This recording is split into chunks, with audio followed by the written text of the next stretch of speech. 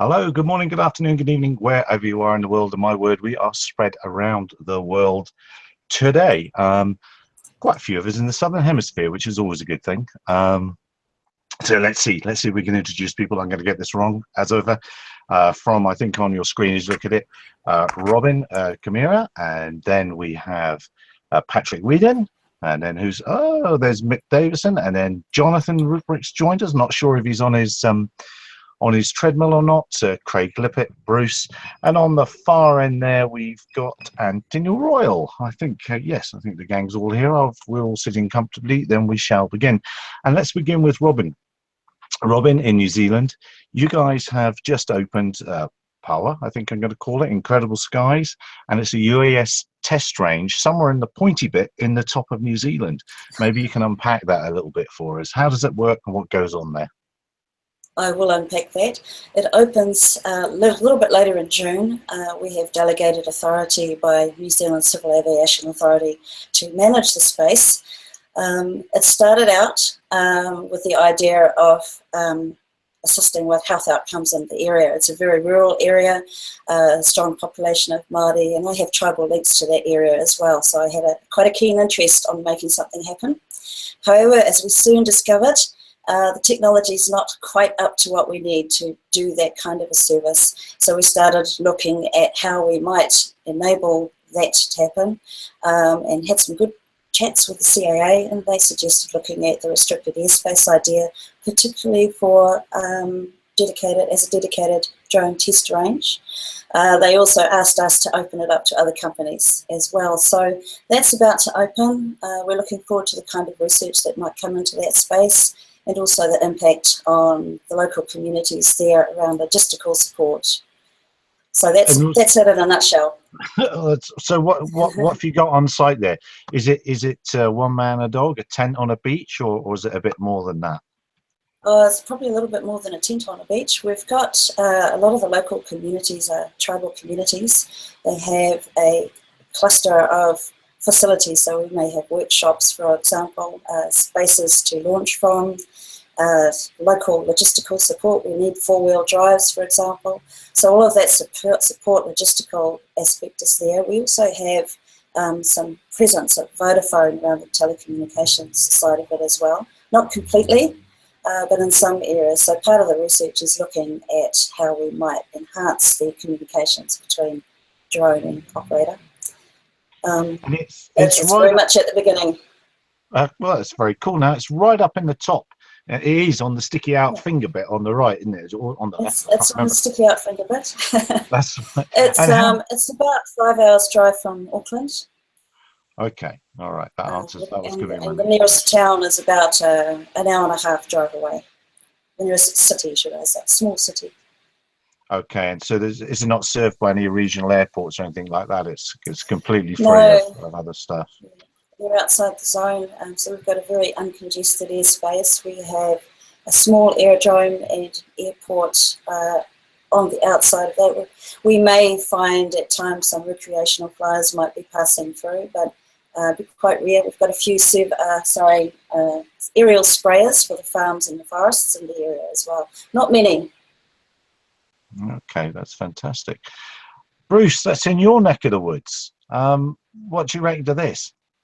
Yeah, it's a good idea. As I said, I think a few weeks ago, I tried to get CAA to agree to having an area of restricted airspace where people could fly their drones, their UAS. And at the time, CAA, hello? At the time, CAA said, it's not possible. We can't do it. It's impossible.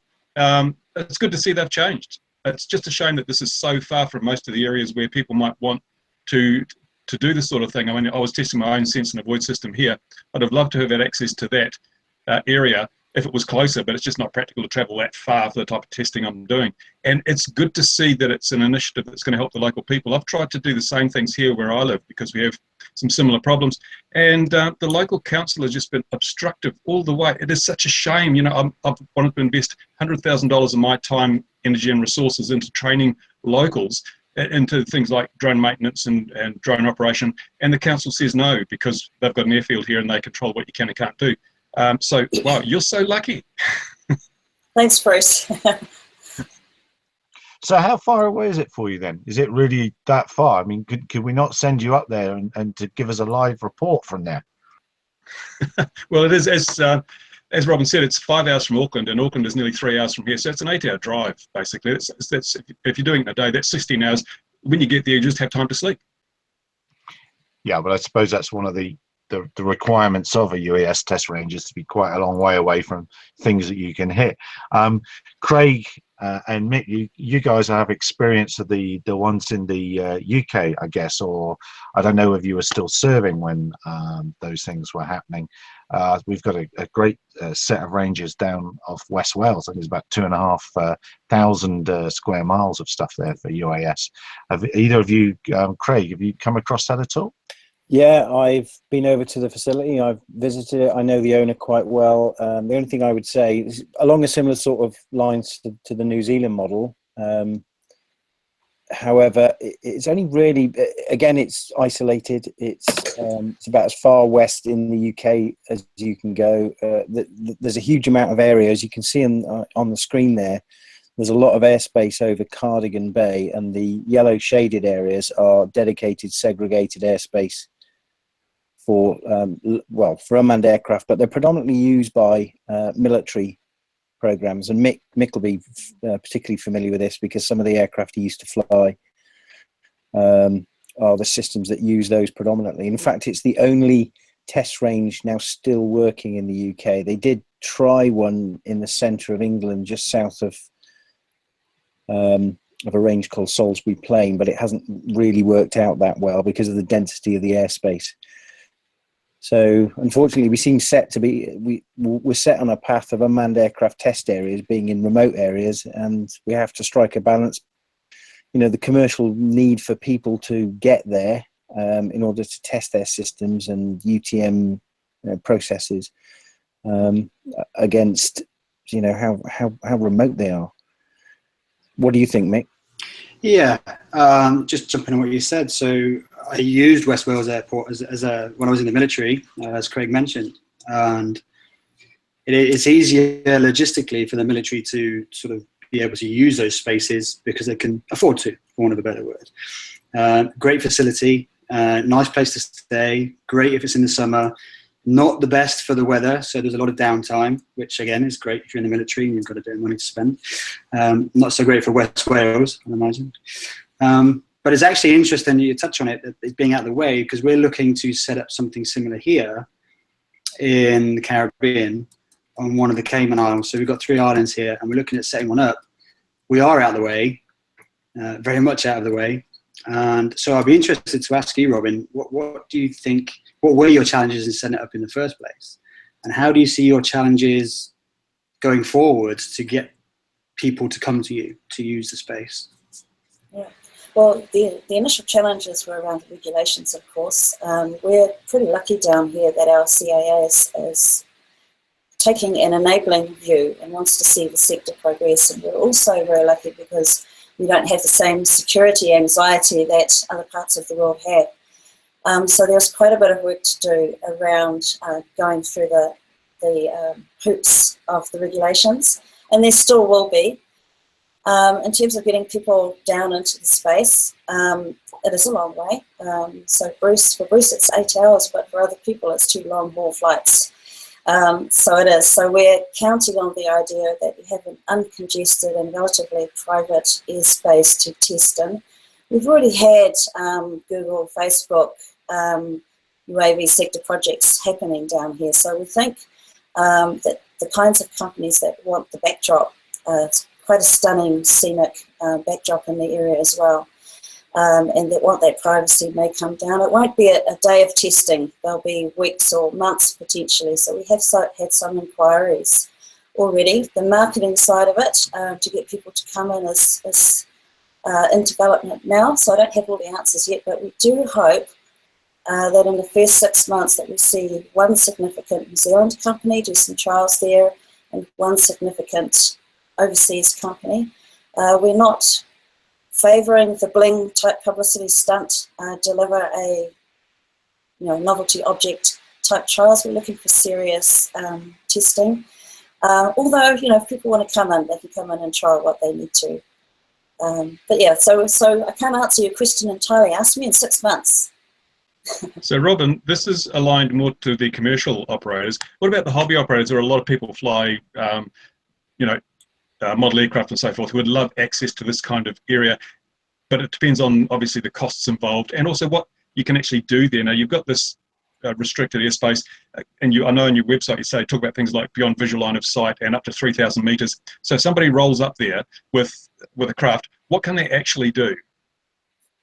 For the hobbyists, the majority of those will be Part 101 operators, and just for our international viewers, the restrictions around a hobbyist with what they call Part 101, it means that they can't fly beyond line of sight. However, we are looking at the idea of sports and recreational activity in the area. We're very aware that while we need to cover logistical support, location support, the idea of large charging for recreational use and for New Zealand companies isn't something we're heading for. So we're hoping, for example, to have some events there and opening up that space to hobbyists to come and suggest things that they'd like to happen in the area, and then pull together things like commissions and support from the local communities. And what sort of accommodation is available? Say you want to have an event there, do you have like motels and other support services? So if there was like a 2 or 3 day meeting, there's enough place for people to stay without having to bring a tent and a caravan? Yeah, well, they can bring a tent and a caravan. It's a great time to do that in summer. We have on the southern boundary, we have the Copthorne Hotel for those who'd like to do their tests in style in motels. We also have Airbnb approach with the locals that they're starting to develop. Unlike cities where you can get a cluster of accommodation is spread throughout that area. And there's quite a bit of variety, everything from an Airbnb, someone's room, to a home, to backpackers, all the way through to the hotel. Not a lot of high-end accommodation in the area though. I think the Copthorne is the only high-end hotel in that whole area. On the other hand, they can go to Kaitaia, which is an hour and a half away from the furthest point in the restricted airspace, where they have motels. Are you thinking of creating a hub? I'm thinking of the point where if you roll up there and you've got a lot of expensive gear and there's a lot of it, there's actually quite a hassle to have to move it from a hotel out to a flying area and back again. Is there plans to set up like what you call a large cluster of buildings or something where people can actually become domicile for a week or two with all their gear while they're doing their testing? Or do you have the support of perhaps council to help you in that area? We're actually talking to the councils and economic agencies next week, Bruce, so I hope so. So the ultimate goal would be to have a facility. So you've got workshops and rooms and accommodation and everything else you need. So at the moment it's dispersed. So we've got locals, we've got a number of marae in the area, which are tribal facilities, where there are lock-up situations, there's accommodation and local support on site. So we don't expect those who are testing to have to go back and forth between their accommodation and wherever they're doing their main testing, because there are so many support systems at a local level in the area already. So we're quite keen to leverage that so that locals are part of this process. There's a bigger picture here too, that we'd like for this to become a thing in Northland. Northland is a socio-economic area, it's a struggling area. We want to bring that tech in to make it visible to locals, find out how they want to leverage it for themselves as well. Sounds great. Actually, I should move. I'll be there in 3 hours. Cool. It sounds like just what it's the environment I've been looking for myself to help, get things going. This, as I say, down here, it's just like trying to push water uphill or nail jelly to a tree. It sounds like you've got a great environment. I really hope you succeed, and if there's anything I can do, let me know. I'm glad to help. Absolutely. Contact me after this. Anthony also has some comments around the space, which are in the areas that I'm not so strong in. Anthony, did you want to say anything around that space? Just unmuting my microphone. Hello. The opportunity for us to use the space to do some of the research and development that Bruce is alluding to is, I think, quite significant. Some of the areas that we'd like to try and figure out is in particular around the beyond visual line of sight, and seeing whether or not we can add some more impetus in our development here in New Zealand around craft and their ability to fly beyond visual line of sight. And so one of the key things for us is around how do you continue to communicate with those craft. And I think we're going to get onto this topic a little bit later on, but one of the ones that we're really interested in is telecommunications, in particular the cellular networks. So in our space in Hokianga, we have the fortunate position of having a cell tower, which is part of our New Zealand's RBI initiative, Rural Broadband Initiative, and it's quite a significant one where they've built 700 megahertz LTE capability on those towers. So on the southwest side of our space, we'd like to be doing some testing around how we could use LTE as a method of communicating directly to the craft. And then further on, there's some other things to think about, which is including how do you do intercraft communications, and whether or not we should be allocating spectrum specifically for craft to communicate with one another. So there's quite a bit of areas that I think that we need to be thinking about before we're able to get BVLOS operating outside of the restricted areas. Happy to have that conversation. And well, yeah, we'll come back to that in a minute. Did I hear right earlier that you said there's an hour and a half between the to the furthest point that you can operate? What sort of distance are we talking about on the ground, if I heard that correctly? Oh, I said an hour and a half from the nearest. I think it's a city. It's a small city, Okay. Kaitaia, West Waianae, which is to the north and to the east, outside of the zone, and it's an hour and a half drive by some pretty rough roads through to the westernmost point. Well, my bad, but what I'm instantly seeing in my mind now with Mick in his Cayman Islands test area and your test area, I'm seeing a race series. I'm seeing an FPV beyond visual line of sight proper wing race series going to all the exotic places around the world and West Wales. I'm seeing it already. Aberporth, Cayman Islands and New Zealand. It just rolls off the tongue, really, doesn't it? Are you thinking something like the Red Bull series of drone racing? I tell you, if you allowed the FPV racers in and they could operate BVLOS, they would be marching in from around the world. There would be people signing up for that. The problem is, Gary, that under our regulations, you can't do it under Part 101, which is recreational use, even though that's restricted airspace. You'd have to have Part 102. Regulations kill again. Well, yeah, there and should surely be a way around that, wouldn't there? Surely Yeah. Robin can sort that out. Yeah, well, the CAA, this is a learning curve for our CAA around how they enable operators to fly beyond line of sight. And so it's a discussion we've been having. They can apply either directly or under an existing Part 102 operator here in New Zealand, which has happened. The first beyond line of sight flight was flown by an Australian company under the umbrella of a New Zealand company. So it is possible, but it's a lengthy process. Oh, they'd be queuing up. They'd be queuing up. Otherwise, they'll be going to West Wales, I tell you. What do you reckon, Bruce? Absolutely, yeah. There's a huge demand for it. And it's also a safety thing. If people, as I mentioned the other week, people get a new drone or something and they want to fly it as high as they can and as far as they can, and if they don't have a place set aside where they can do that legally and safely, they'll do it down the park, and that's where we get the risk occurring, So CAA should be looking at this as an opportunity to reduce the risk by letting people get this out of their system in a safe, controlled environment.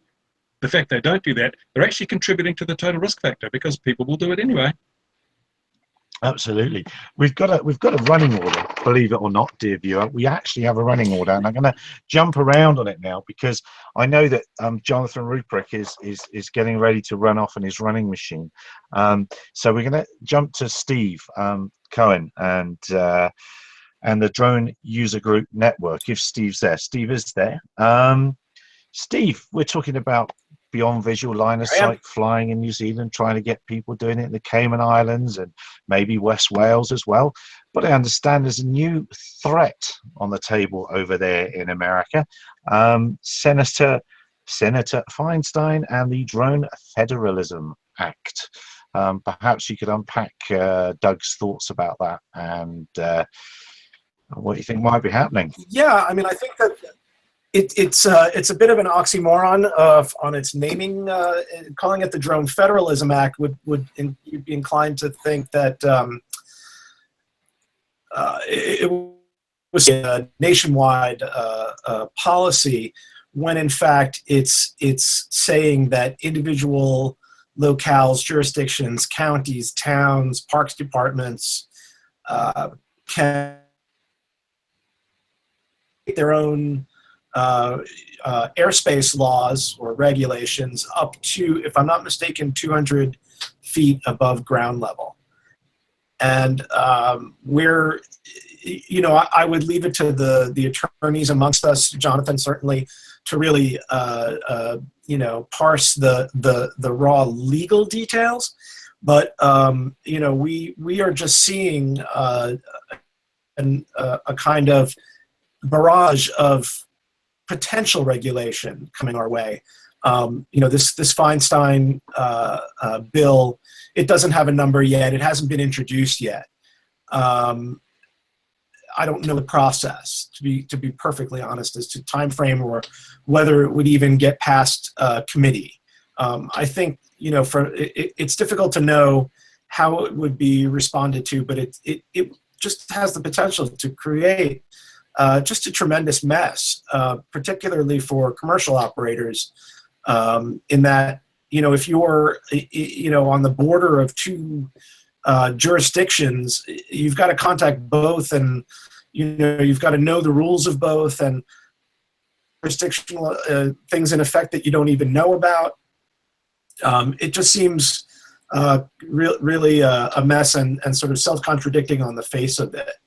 We're also, you know, I can't even say his name, our president's administration is talking about the ability, or trying to gain the ability, to without recourse, interrupt, destroy, stop, arrest, you know, take down any drone in the national airspace without any due process after the fact. And we're certainly against that as well. A big surprise there. But so we're just seeing in the United States that there's you know, at least on the press and in the sort of legislative rumbling level, that you know, we're gonna see some action, and we're gonna need to really band together, maybe as we have never done before. So is this Jonathan's fault? Is this Jonathan's fault for helping Mr. Taylor? Can we blame Jonathan? I think we should blame Jonathan. Yeah, I'm going to blame Jonathan. Jonathan had an impassioned message last week. Is he gone already? No, he's still here. Jonathan, has your week got any easier? Have you calmed down a little bit? And is this a reaction to the Taylor case, do you think? It could potentially be a. I mean, it was already in the works. I just think it was a good opportunity to drop this all now. So they that Trump administration, that language for enabling counter UAS, that was it? I think it was leaked. Was it last Monday or something like that by New York Times? I think it was, or Wall Street Journal. I don't remember, but I was studying that over for a while. I haven't even been able to fully think through all of the legal implications just from the Feinstein, you know, bill, because I was just still hung up on that. There's things are kind of coming out so quickly here. It's becoming difficult to start trying to figure out, you know, paying attention to this, because some of us are doing this in our you know, after hours in our free time when we're working. And kind of at this point, I think the good point to be made is, like, I don't really know all the legal implications to the Feinstein situation, because I'm having to work and I've been doing stuff in my free time. I was doing the Taylor case pro bono. And so I think the drone industry needs to realize it's time to stop, you know, being cheap and start paying people, because everyone's you know, ramping up their efforts at trying to regulate this industry. and we need to do it the same. And so that's kind of what I'm taking away from this big thing here. It's like drone Christmas, all this stuff coming out, the Taylor case, and everyone going completely crazy as to what that meant. And I didn't see any news articles that were like actually legally accurate. I was like, this is crazy. And so now there's just ignorance upon ignorance, festering some knee-jerk reactions. John, can you had just put up something in our, I think in our chat or in our email thread leading up to this this broadcast. But so what has actually happened today? There was some. Okay, so wait, what in regards to what? Like the Taylor case, you mean? Yeah, something about 336 not being eligible for registry any longer, or something to that effect. Okay, well, under 336, okay, I know what you're referring to, the email that I sent out today. Okay, so for was only to recreational aircraft that actually fall into that category. It's not to all recreational aircraft everywhere, because there are many recreational aircraft that do not fall into the 336 protected category. So news reporters that were sloppy or just wanted to get some quick headlines out, or they cranked out a lot of stuff that's saying, hey, hobbyists do not have to actually register, and it's like, that's not technically true. It's the it is the part it's the section 336 protected aircraft, model aircraft operators that do not have to register their drones under Part 47. The court never even issued or answered anything regarding whether or not Part 47 still applied, and that's a whole big issue. So to say that recreational guys never have to register, it's like, one, the case was only towards the 336 guys, and two, they never answered whether or not the FAA could apply Part 47, which is a set of regulations already in effect that had already been created prior to the creation of the protections in Section 336. And the FAA could, if you will, flip on that light switch. The court never ruled on that. So it's interesting to see if the FAA will try to use the Part 47 paper-based registration method towards recreational operators. However, the downside, if they do that, it'll be extremely expensive, time-consuming, it'll clog the system, and there's only like 900-something thousand combinations out there. So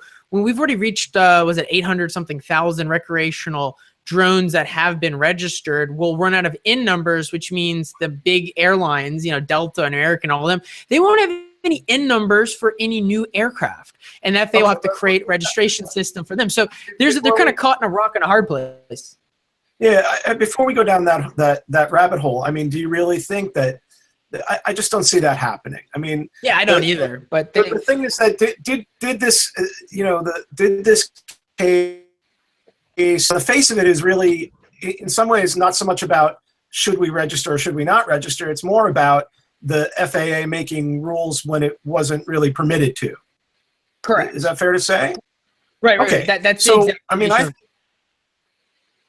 okay. So that's the position, and that's fine. We don't want regulatory and bureaucratic overreach, and if you're by congressional mandate not meant to make any new regulations, and then you do, well, that's an issue.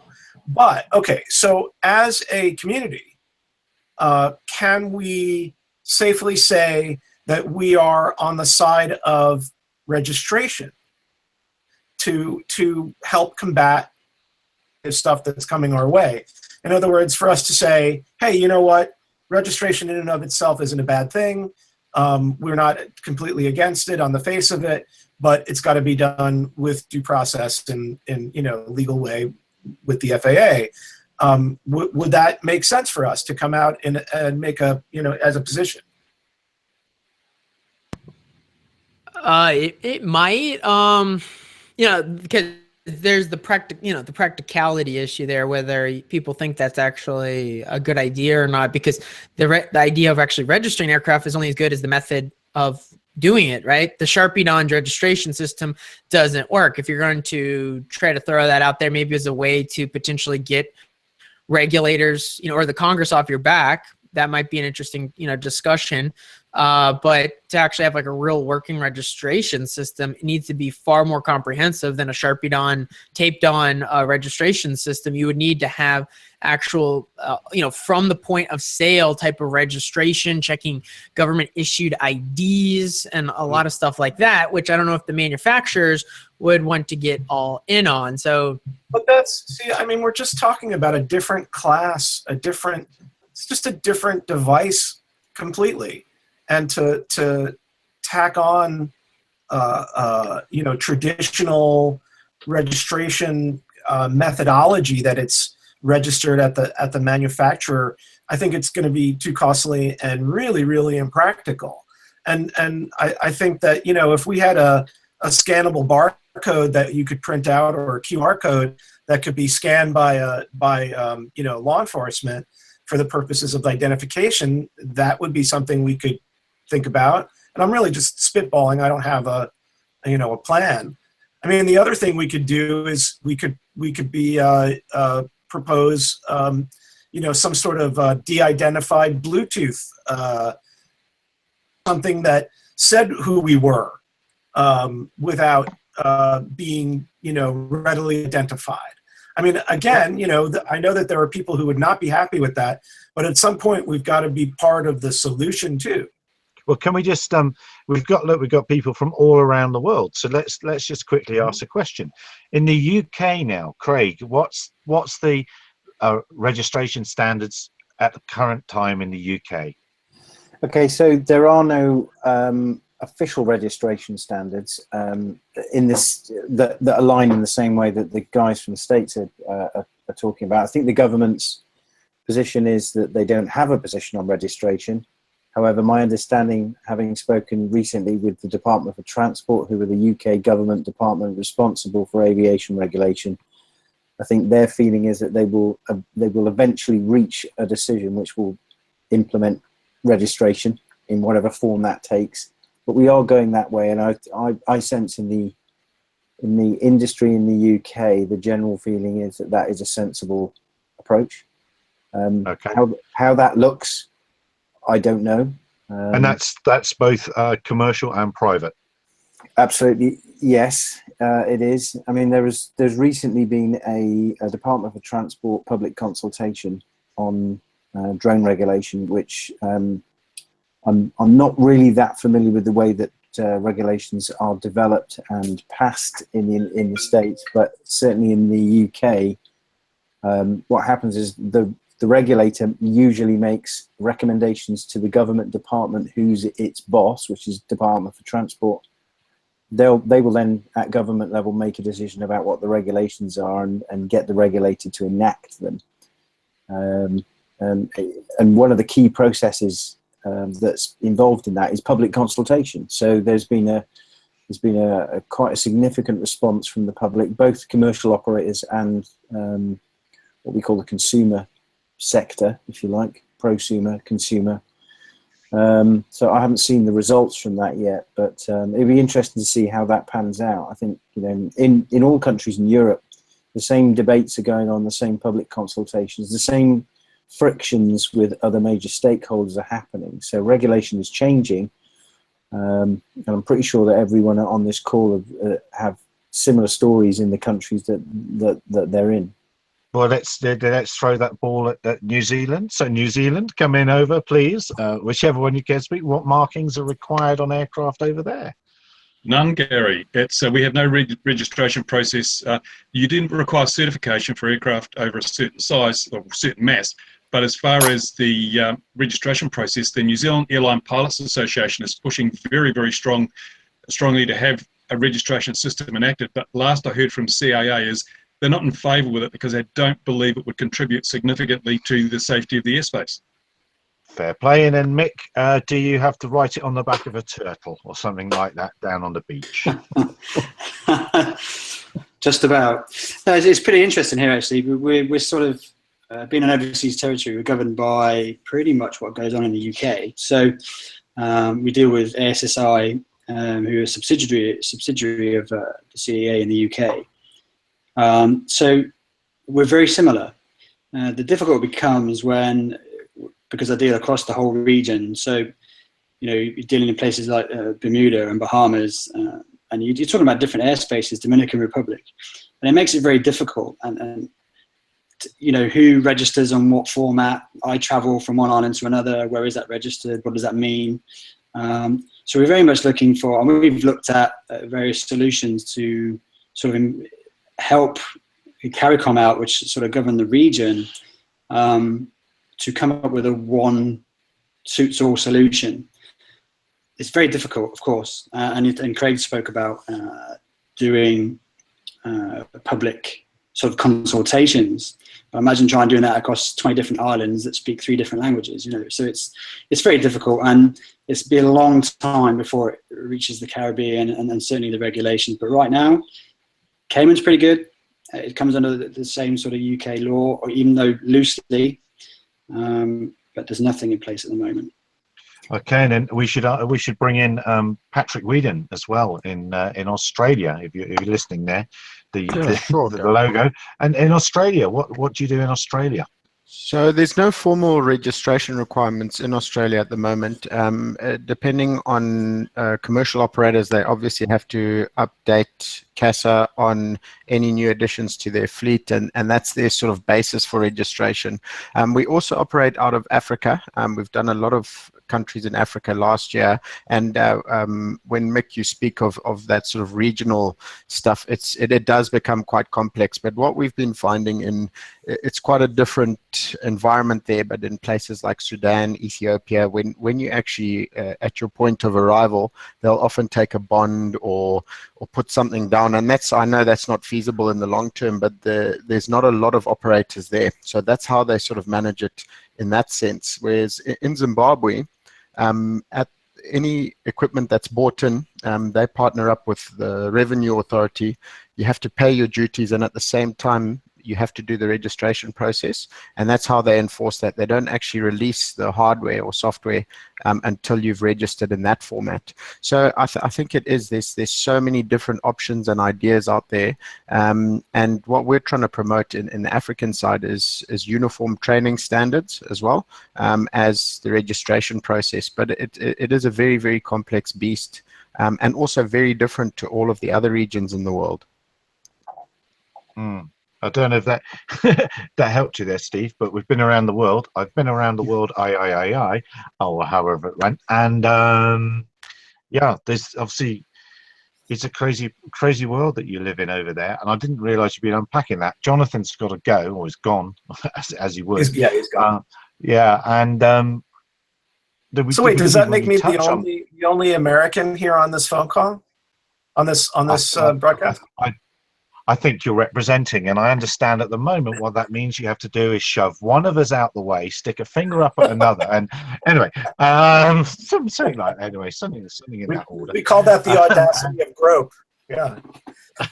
Yeah, and offend Germany. Anyway, moving on very swiftly. Let's move back to unless have you got. So perhaps actually tell me what's Doug the Drone User Group Network going to be? What's your approach, Doug? What's your approach with Senator Feinstein and this potential, which it's the first I've heard of actually, this potential N numbers for all? Well, I don't know that that's the case actually, but I think John kind of drew some conclusions that were a little in terms of N numbers for all. But I mean, in terms of what we're doing right now is we're helping with a letter writing campaign, supplying the congressmen and whoever else are on these committees, to let people be heard, contacting. We found out, the hard way, I guess, that, activism actually does something. So we're taking it that way, and we're actually going to have a summit of sorts within the next few weeks to get our community together for a kind of round table and to try and map some sort of path forward that is not coming from a point of reactivity, but coming from a proactive standpoint, really working more on our own PR and our own media and our own message and identity. And I know that sounds sort of, you know, edge of Babel in some cases, but you know, just like anything else, we need to get a message out and deliver it in a way that is distinctive and real. So that's kind of where that's the approach we're taking right now. That's pretty cool. That was pretty much your job, Craig, at ARPAS in the UK. Was distilling the message and getting it out there, wasn't it?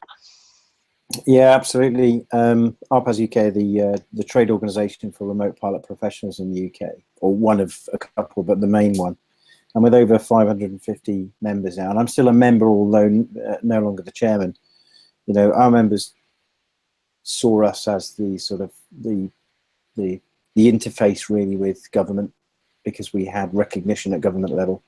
So there was a lot of responsibility in that sense. And whenever any large regulatory pieces would come out of government or the regulator, we would come together as a committee with some key regulatory working groups working below the committee, and we would form a position. And that position would be would hold quite a level of sway at government level. And I was invited personally along to meetings at government level to discuss our position, because they recognised, whilst we weren't a sort of a trade union in the same way that the British Airline Pilots and the New Zealand Airline Pilots Association is, you know, we've become essentially the voice of the industry. There is protection in being together, you know, grouping together and having a sort of a national voice. So it's very useful. And I'm sorry, how large did you say your organization was?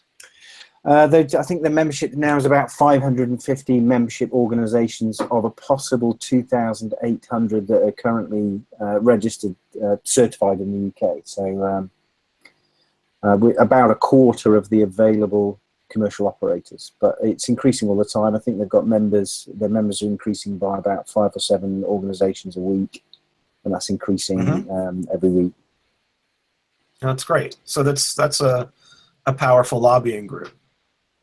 Yeah, I mean, the only thing I would say about it is that we're all laymen. There's nobody in there who's operated at a, you know, consistently at a strategic political level. I've done a bit, but most of us are kind of operators. They want to do a bit more. They want to become involved with the industry and sort of help out. And so we're having to learn quite quickly, because suddenly we're in the corridors of power, talking to people who have real power.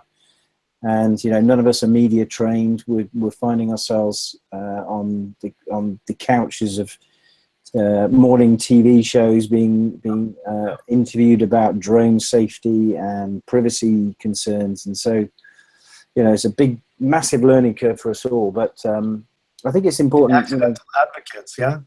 Yeah, absolutely. And you have to be an advocate, you know, of the industry. If all of us collectively, globally, want our industry to grow and be a sustainable thing, then we have to band together and we have to help each other out. And which is the absolute, you know, the reason we're on this call is, you know, sharing of ideas and coming together. Absolutely. Yeah. I'm going to reach out to you offline and talk a little bit. Yeah, sure.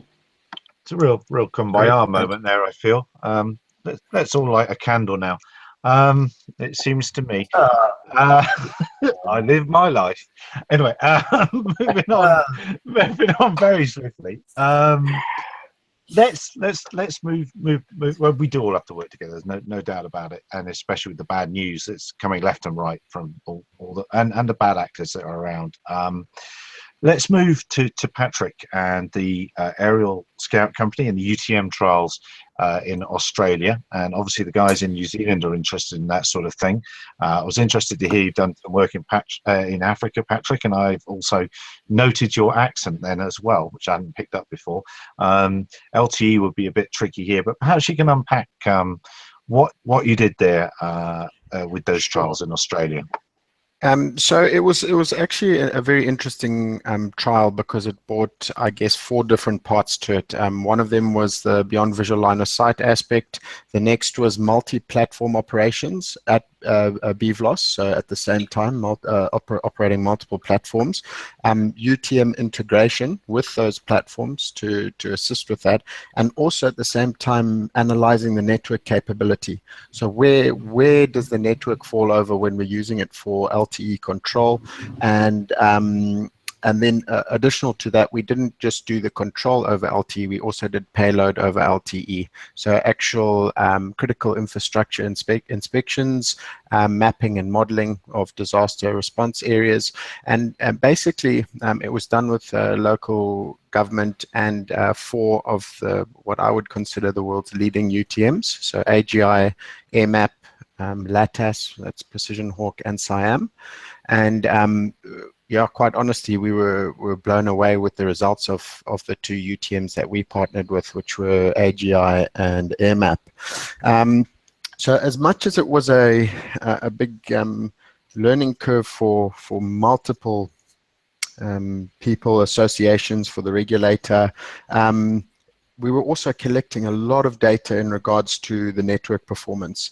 To give you an idea, for a 15-minute flight may collect 128 gigabytes of network analysis.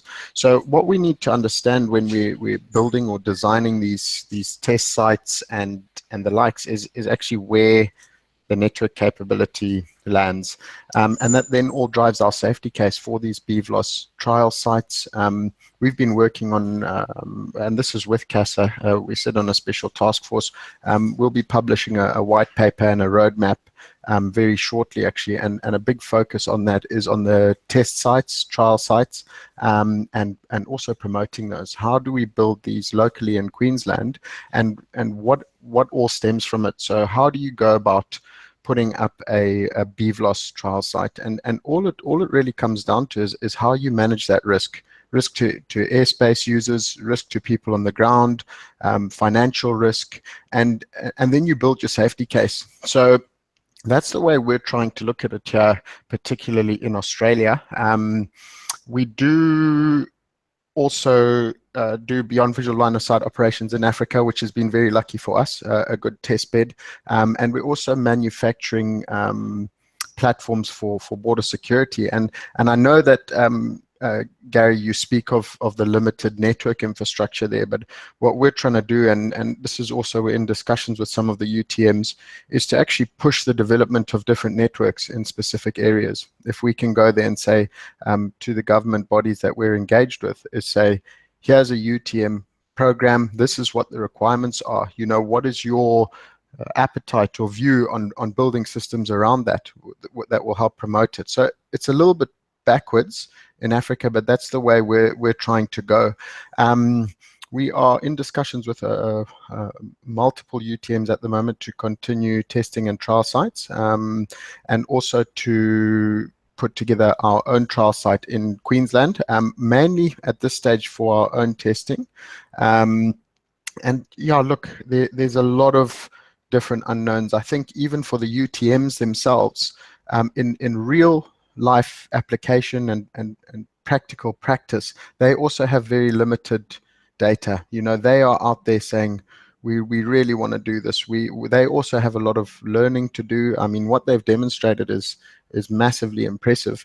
But they, you know, we've all got this view that, hey, we're in this together. It's not there's no known solution yet or known pathway. So as much as it's a big finding for us, for the regulator, for in this instance local government, for disaster response, you know, they want to know that the operators that they choose are going to be able to do it safely, and it's a whole new ball game. So that's this. It's a 3-stage approach. It was supposed to be the sort of crawl, walk, run approach. And in the crawl, we ended up doing these multiple platform operations, UTM integration, particularly the control over LTE. And we sort of sat back and everyone went, wow, that's more like a sprint, you know, what next? So we really are looking forward to going to the next stage of this, and what more of our focus will be is actually a bit more time on the integration of the UTMs, so spending a bit more time prior to these sort of practical on the ground trials and more workshop time to make sure that the integration process is seamless, because that's also a big learning curve. And so we are currently working on the integration side as well. To be the devil's advocate, are these UTM systems, are these a bit of a current gold rush? Are they really needed? Are there that many UAS in the world that we need to reinvent the wheel and really speak to air traffickers nicely in a system? What's wrong with just saying everything below 1,000 feet belongs to UAS, manned aircraft, get thyself up there, get out of where the money's being made, go on, bog off. Why do we need UTM? Yeah, absolutely. I understand that point, but what would you do when a helicopter was needed to fly at 400 feet to come and save your life? What would you do in that instance? Does an operator who's... I would quite simply make sure that I had an ADSB receiving equipment on the ground near me, and I'd make sure that the helicopter was equipped with ADSB, that we were both equipped to an equivalent avionics standard, and we were both able to get out of each other's way without bothering anybody else. Because if I'm being rescued from a beach down the corner in here, it's very unlikely there's going to be an air trafficker to talk to anyway. I'm going to be out of his area, so it's going to be up to us to get on with it. And I'm also not going to be certainly not going to be within LTE range, so that wouldn't help me either. Just to be the devil's advocate. Yeah. I don't know. Bruce, go on, is sense and avoid more important than UTM, or is it an important component of UTM? I mean, the sense and avoid was a big thing a while ago. Now it's all gone quiet in favour of UTM, but surely we need sense and avoid as a critical part of any UTM. Sure, Bruce. And do you know what the problem with sense and avoid is on board an RPA is that it's extremely difficult. The optics that you need, the speeds at which they're flying. There's multiple studies that have been done for an actual sense and avoid based on an optical solution or sensor is nearly impossible unless you're willing to throw hundreds of thousands of dollars and also massive weight onto the UAV. So what's happened is the focus has definitely shifted from this sense and avoid, which was the big hype, and very recently as well, to more, okay, how do we do this based on a new infrastructure or a new type that could give us more situational awareness. It's more about that, the situational awareness side. I just don't think that the technology for the sense and avoid is quite there yet, and that's my personal opinion. Who's gonna have the key? Yeah, well, I don't know if any of the other my UK colleagues or actually were at Shrivenham in 2010 when a very nice vision-based size of a cigarette packet detect sense and avoid system was demoed by the military there. But who's going to hold the keys then to the airspace once which UTM system's going to win? And I think Craig's involved in UTM as well, and obviously the guys in New Zealand want to be, and I'm being the devil's advocate. Something's going to happen that way. Absolutely. But who's going to hold the keys? Surely it's going to be expensive if you're running it. You know, you can make some money, whoever it is. I think the network providers will hold the keys ultimately because the UTMs have to fit into them. And also what the understanding is, you know, the UTM, it is very new. It's not their solution hasn't been developed up for let's look at our 5-year overview. So what they're starting to do is they're planning for where they will become better network coverage, and it's more of a longer term vision than a short term, we can do it all. There is definitely a gold rush going on, hands down. There's a big race between the networks as well. It's something that they're looking at and saying, hey, we can monetize this, whether it's their highways in the skies or however they want to do it. They're still trying to learn, how do we do this? But ultimately, all of the UTMs depend on the networks and who they're going to partner with, what sort of relationships they have, how the integration will work. And then also in terms of the UTMs, I think the ones that will make it to the top, and it's quite a close race at the moment, are the ones where integration is absolutely straightforward. Plug and play. They have to account for DJI systems because we know it's going to be 80-90% of the market. DJI don't make it easy to stack onto the back end. So is it a standalone bolt-on? These are all the considerations that we've sort of looked at as an operator and said, you know, these are the 1, 2, 3 must-haves if you need to win this race. So I think it depends on a lot of different factors at the moment. Proven experience, field data, as well, is to not just say, here's a great video, guys, look at this, we can do this, this, and this, but it's actually to say, how many flight hours do you have? How many detections have you had? Where are the limitations, particularly? We all love to hear about capabilities, but it's so imperative to know at what point on this LTE range or wherever we are, in which highway, am I likely to lose control, and what is my backup? You know, am I still limited to radio frequency? And we've done a lot of testing where we've done both LTE and radio link, and we analyze both sides to say what happens when this falls off and what happens when that falls off. So it's a massive learning curve, and like anything with these test sites and trial sites, is there's no one solid answer. We have to start small somewhere and then start building the capabilities and opening up in terms of the regulations. Can recreational pilots come and start doing this? What sort of exemptions may be in place later on that will allow for that, or, you know, under what sort of ruling? And that will come once these places start to develop.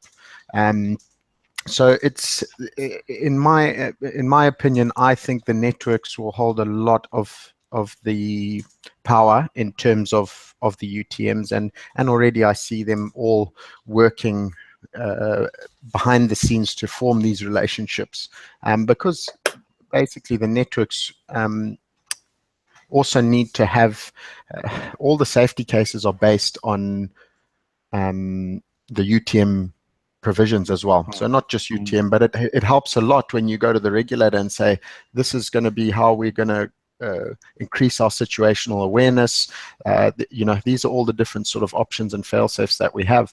So I think that's, you know, we in this industry, everywhere we look, there's sort of 3 or 4 contributing factors throughout, and I think it's more about how do we fit the puzzle together than which one's gonna lead. And but ultimately, I would say that the networks are going to be very powerful. Fair points, well made, and I feel like I mugged you a little bit earlier there, so No, I'm that's sorry all for that. No, not a problem. It's normally Bruce that does that. Craig, you're working with the European chaps, or trying to, on similar things. What's the viewpoint from Europe? Yeah, so yeah, I mean, all of the things that Patrick's talked about there are really valid points. I mean, I'm doing a bit of work with UTM providers both in the UK and in Western Europe. There is one other point I wanted to make, which is one about the challenges of integration. In my previous life, I was a military air traffic control officer in the RAF, and now I'm in the drone sector. So most of my ex-colleagues, air traffic controllers, consider me to be a gamekeeper turned poacher. But I've had a lot of what you have to consider is that by integrating UTM solutions, which have sprung up out of nowhere, and they are advancing very quickly technologically, you have to consider the other stakeholders in the environment. And the air traffic community generally is a very conservative, non-entrepreneurial, and I mean that in the generic sense. Whereas the drone community generally are entrepreneurial, and we move fast, we adapt technology, and trying to implement those two cultures is going to be a real challenge.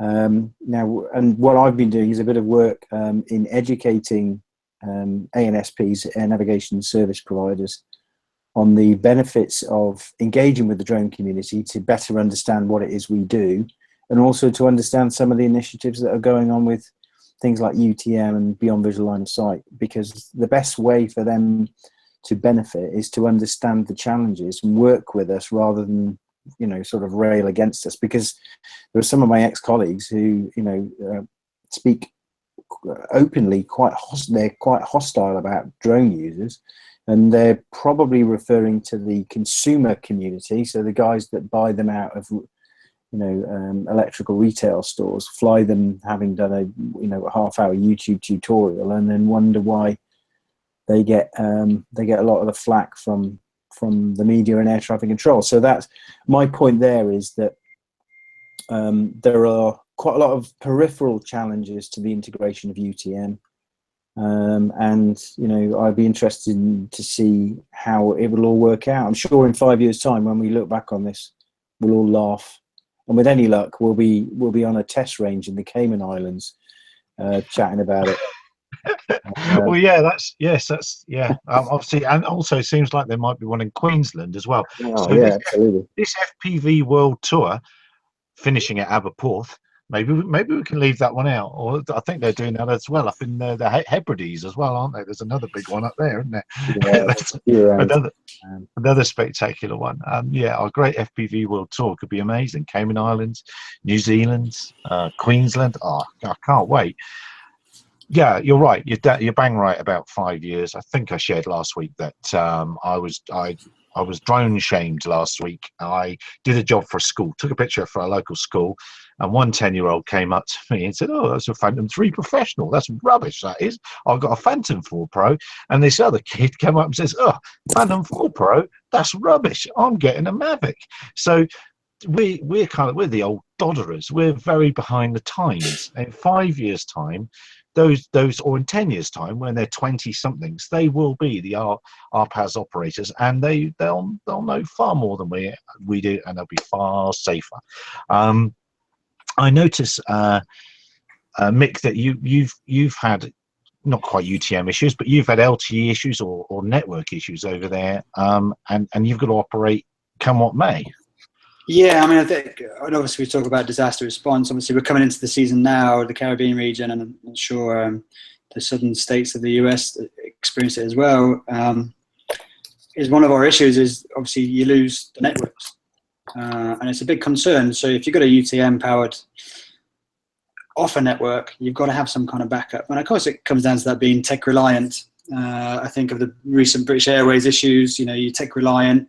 Suddenly it grounds everything. So we've got to remember our background, and as oldies, if you want to call it that, we must remember our roots and how to make it operate. And certainly Craig will be able to allude to, speaking with the air traffic controllers, keeping that communication line open, speaking with the command centers during a disaster response, so how you can coordinate manned aviation with unmanned aviation. And it's very possible. It's something that the military has done for a long, long time. It's certainly possible. It's just about education. And so that's something we're trying to achieve across the region right now, certainly as we're coming up to the season, trying to visit all the relevant CEAs, ATCs and so on to make sure that they're prepared for what may possibly be coming in the few coming months. Yeah, no, there's lots of pieces to the puzzle, and look, the hour's shooting past you. It's 2 minutes past the hour, so I should probably start wrapping it up. Before we wrap it up, traditionally I throw it out to the crowd. Has there been any other news stories this week that have caught your eye that you would like to rattle on about? Yes, they've redefined what a drone is. Did you see previously a drone was an unpiloted aircraft?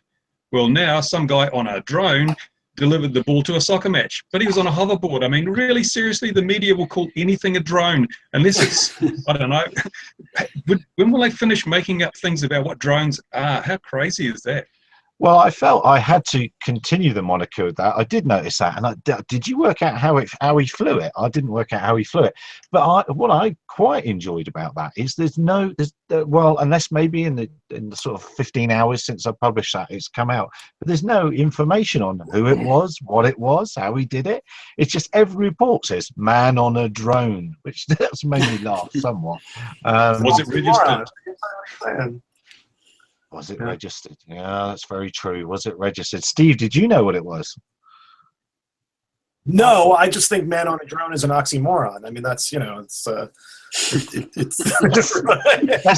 that's exactly why I went with what everyone else was doing. I'm glad you all picked it up.